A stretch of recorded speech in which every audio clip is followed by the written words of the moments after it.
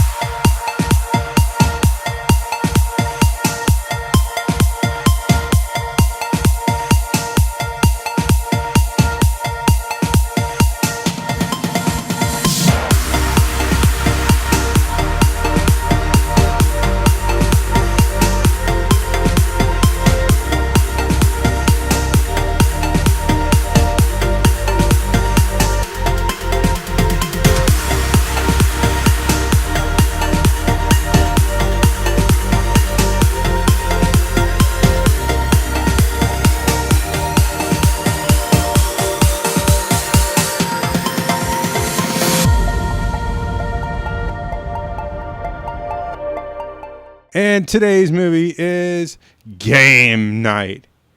As you can tell by the inflections in my voice, I'm not really thrilled about this rated R hour and 40-minute comedy crime mystery, quote unquote. Directors were John Francis Daley and Jonathan Goldstein. Obviously some problems here because they had Writer Mark Perez, who did the last thing he did that I liked was Accepted. And that was when, I believe that was in 2006, just to be honest with you. So, yeah, let's get into that cast right now. Do all the boring nonsense that you hate, but I do because we care. Jason Bateman. What can I say about Jason Bateman? I haven't liked him since Arrested Development, and I still don't like him. He plays this cynical, whiny guy every time. He has only one character, and this is it.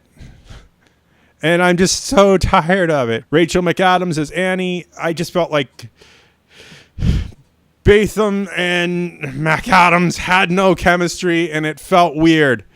I don't understand why this movie is so popular.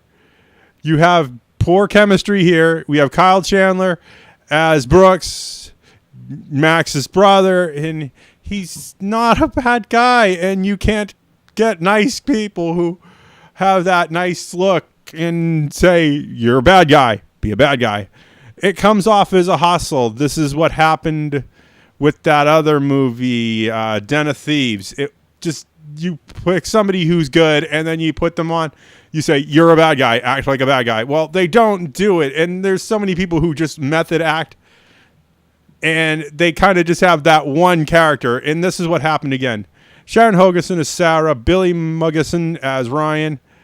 Lamore Morris as Calvin. And Kyle Bunbirdie as Michelle. Jesse Pheromones as Gary. I felt really bad because the character didn't work out, and then he was super awkward through the whole movie, and in the end, he was still super awkward, but you felt just horrible for this guy, you know? Obviously, if he's a cop, they'd probably be putting him through some counseling because he goes around in his police uniform the whole time and with his dog. And it's just super weird. Obviously, if he's a cop, there'd be somebody in the department would have noticed that him getting a divorce was super weird. I'm not going to cover the rest of the cast because they're basically a bunch of other people, and this is the main cast.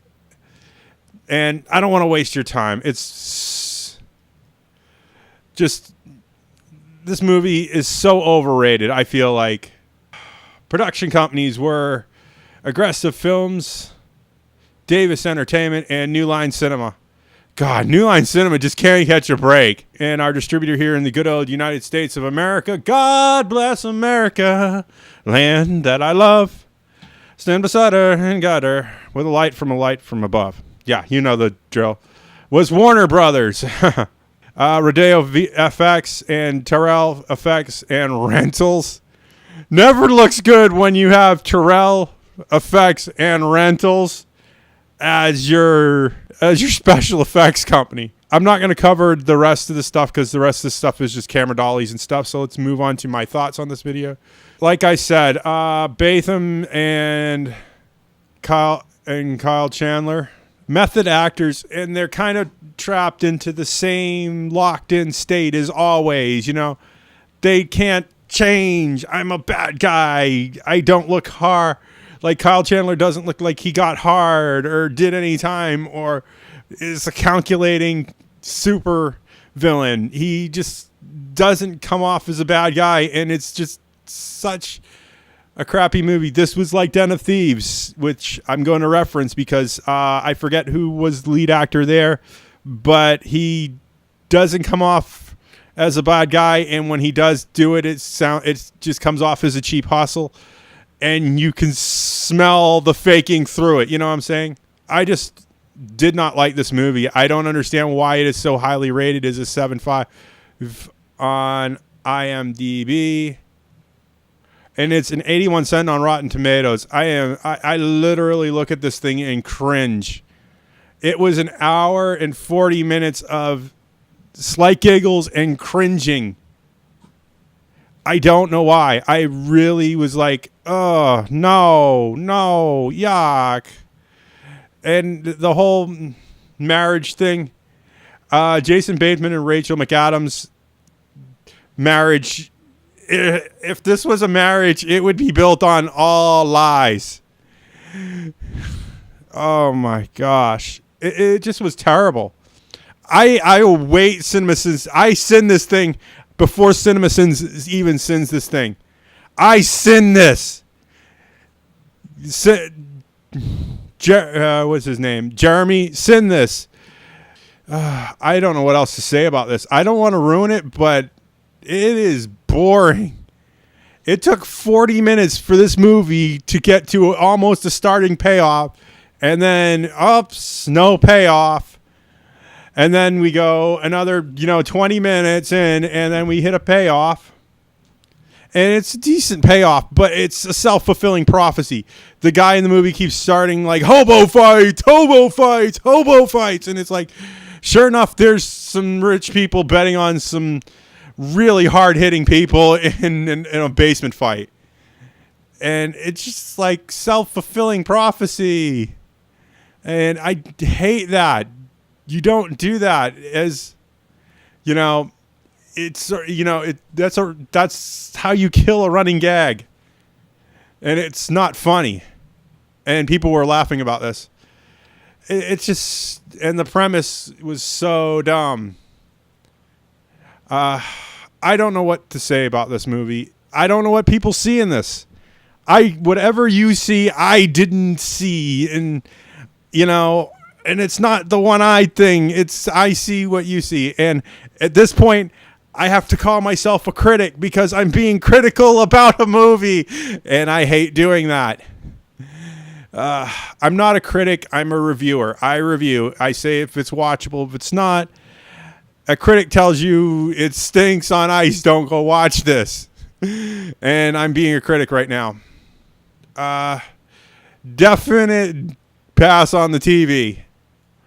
I see this thing going straight to DVD, if not sooner, but dang, I'm passing on that too. I do not want to see this again in the theater. It's not worth the aggravation and the boredom to go watch this again. And yes, I did ADD my butt off. There was this fantastic string on my hoodie, and it was great.